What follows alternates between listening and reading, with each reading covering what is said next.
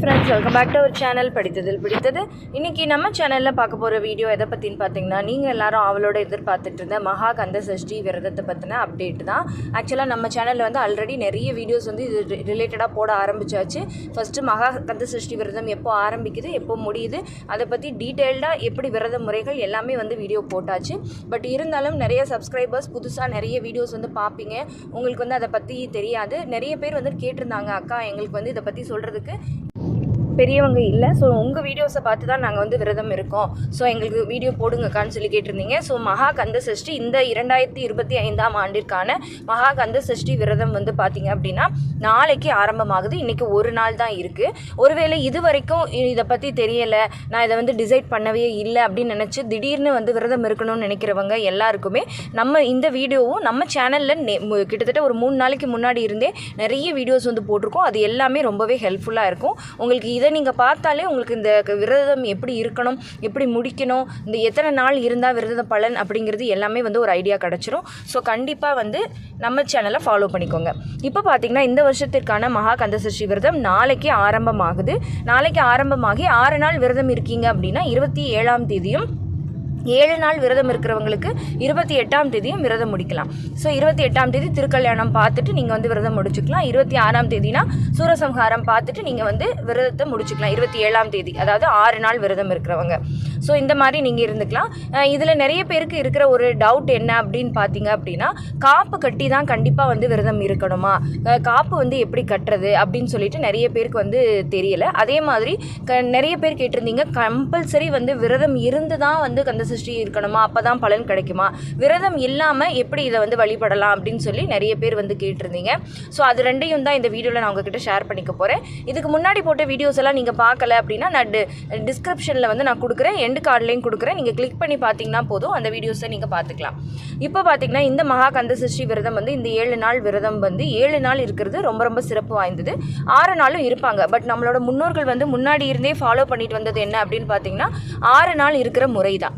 ஏன்னா அன்னைக்கு வந்து சஷ்டி கடைசி 6ஆவது நாள் வந்து சஷ்டி திதி வரும். அன்னைக்கு விரதம் இருந்துட்டு சூரசம்ஹாரம் பார்த்துட்டு விரதத்தை முடிச்சுக்குவாங்க. ஆனால் இப்போ எல்லாருமே என்ன சொல்கிறாங்க அப்படின்னா 7ஆவது நாள் திருக்கல்யாணம் பார்த்துட்டு நீங்கள் வந்து விரதத்தை முடிச்சிங்க அப்படின்னா பலன் இன்னுமே ரொம்ப அதிகம் அப்படின்னு சொல்லிட்டு சொல்கிறாங்க. ஸோ நீங்கள் உங்களோட உடல்நிலை மனநிலையை பொறுத்து நீங்கள் வந்து முடிவு பண்ணிக்கலாம். இப்போ காப்பு கட்டணுமா அப்படின்னா கம்பல்சரி காப்பு கட்டி தான் விரதம் இருக்கணும் அப்படிங்கிற அவசியம் கிடையவே கிடையாது. காப்பு கட்டாமலும் நீங்கள் வந்து விரதம் இருந்துக்கலாம். ஆனால் காப்பு கட்டி இருக்கணும்னு விருப்பப்படுறீங்க அப்படின்னா நீங்கள் வீட்லேயும் பண்ணிக்கலாம், கோயில்லையும் பண்ணிக்கலாம். என்னென்னா ஒன்றுமே இல்லை, நாளையிலேருந்து விரதம் ஆரம்பிக்க போகிறேன்னு பக்கத்தில் இருக்கிற முருகன் கோயிலுக்கு போயிட்டு நீங்கள் சொல்லிவிட்டு என்னென்ன வேணும் அப்படிங்கிறத வாங்கி கொடுத்துட்டு நீங்கள் சொன்னீங்கன்னா அவங்களே கோயிலில் வந்து காப்பு கட்டி விட்டுருவாங்க. இல்லை நீங்கள் வீட்டில் கட்டணும் அப்படின்னா ஒன்றும் இல்லை, சுத்தமாக ஒரு நல்ல விரலி மஞ்சள் வாங்கி வச்சுக்கோங்க. வெள்ளை நூலில் மஞ்சளில் நனைச்சி அதை வந்து சாமி கிட்ட வச்சு பூஜை பண்ணி கையில் எடுத்து கட்டிக்கங்க விரதத்தை ஆரம்பிக்கும். மற்றபடி பார்த்தீங்க அப்படின்னா காப்பு கட்டுறதுக்குன்னு பெரிய ப்ராசஸ்லாம் வந்து எதுவுமே தேவையில்லை. நீங்கள் முழு நம்பிக்கையோட விரதத்தை ஆரம்பித்தாலே போதுமானதாக இருக்கும். நீங்கள் இன்றைக்கி ஃபுல்லாகவே வந்து நல்லா க்ளீன் பண்ணி இன்னிலேருந்தே நான்வெஜ் சாப்பிடாம சுத்தமாக இருந்து நீங்கள் விரதத்தை ஆரம்பிக்கணும். நாளைக்கு காலையில் ஒரு 5:30க்கெலாம் நீங்கள் எழுந்து குளிச்சுட்டு சூரியன் உதயம் ஆகிறதுக்கு முன்னாடியே நீங்கள் வந்து பூஜையை ஆரம்பிச்சிடணும். டெய்லி வெத்தலை பாக்கு புதுசாக வைக்கணும், அது வந்து கம்பல்சரி. வச்சுட்டு ஷட்கோண கோலமும் ரொம்ப ரொம்ப முக்கியம். அதில் வந்து நாளைக்கு முதல் நாள் நீங்கள் விரதம் இருக்கீங்க அப்படின்னா ஒரு தீபம் மட்டும் நெய் தீபம் ஏற்றுங்க. 2ஆவது நாள் 2 தீபம், 3ஆவது நாள் 3 தீபம், கடைசி 6ஆவது நாள் வந்து சஷ்டி விரதம் அன்னைக்கு 6 தீபம் ஏற்றி நீங்கள் வந்து விரதத்தை முடிச்சுக்கலாம். 7 நாள் அப்படிங்கிறப்போ நீங்கள் வந்து 6 தீபம் ஏற்றினாலும் போதும், அன்றைக்கி 7 ஏற்றணும் அப்படிங்கிற அவசியம் இல்லை. ஸோ இப்போ உங்களுக்கு தெளிவாக புரிஞ்சிருக்கும் அப்படின்னு நினைக்கிறேன். இது இல்லாமல் விரத முறைகள் பற்றி நீங்கள் தெரிஞ்சுக்கணுன்னா இதில் வந்து துளசி விரதம், அப்புறமா வந்து வெறும் தண்ணீர் மட்டுமே குடிச்சிட்டு இருக்கக்கூடிய பட்டினி விரதம், பால் விரதம், பழ விரதம், பால் பழ விரதம், இது எல்லாமே இருக்குது. இதை பற்றி நம்ம ஆல்ரெடி வந்து டீட்டெயில்டாக வீடியோ போட்டாச்சு. ஸோ அந்த வீடியோ நீங்கள் பார்த்தீங்கனாலே உங்களுக்கு ஒரு ஐடியா கிடச்சிரும். இப்போ வந்து நான் என்ன சொல்ல போகிறேன் அப்படின்னு பார்த்தீங்கன்னா, விரதம் இல்லாமல், ஏன்னா நிறைய பேர் வந்து எங்களால் விரதம் இருக்க முடியல, இல்லைன்னா வீட்டில் வந்து விரதம் இருக்க விட மாட்டேங்கிறாங்க. ஸோ பட் எங்களுக்கு விரதம் இருக்கணும்னு ஆசை, ஆனால் கவலையாக இருக்குது, விரதம் இல்லைன்னா எங்களுக்கு அதுக்குண்டான பலன் கிடைக்காதா, விரதம் இல்லாமல் நாங்கள் வந்து எப்படி வழிபடுறது அப்படின்னு சொல்லி நிறைய பேர் கேட்டிருந்தீங்க.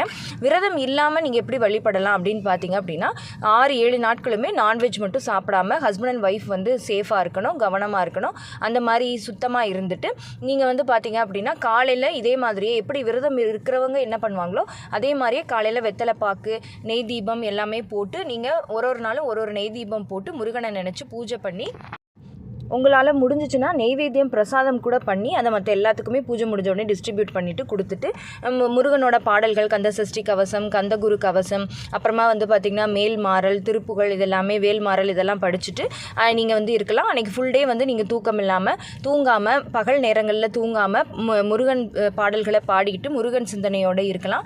சாயந்தரம் பக்கத்தில் இருக்கிற முருகன் கோயிலுக்கு போய் டெய்லியுமே 6 நாள் 7 நாளுமே நீங்கள் வந்து நெய் தீபம் போட்டுட்டு முருகனுக்கு நடக்கக்கூடிய அபிஷேக ஆராதனைகளை பார்த்துட்டு நீங்கள் வந்து வரலாம். ஸோ இந்த மாதிரி டெய்லியுமே நீங்கள் இருக்கலாம். இப்படி இருந்தாலே வந்து நீங்கள் சஷ்டிக்கு வந்து நீங்கள் விரதத்துக்கு இருந்த பலன் உங்களுக்கு நிச்சயமாக கிடைக்கும். ஸோ விரதம் இருக்கணும் அப்படிங்கிற அவசியம் கிடையாது.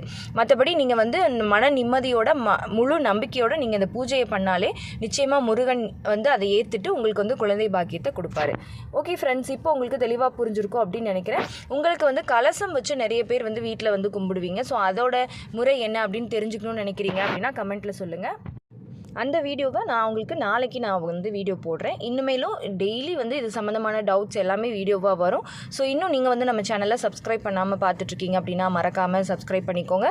பக்கத்தில் இருக்கிற பெல் ஐகானையும் சேர்த்து கிளிக் பண்ணி ஆல் கொடுத்து வச்சுருங்க. ஓகே ஃப்ரெண்ட்ஸ், பாய், தேங்க்யூ.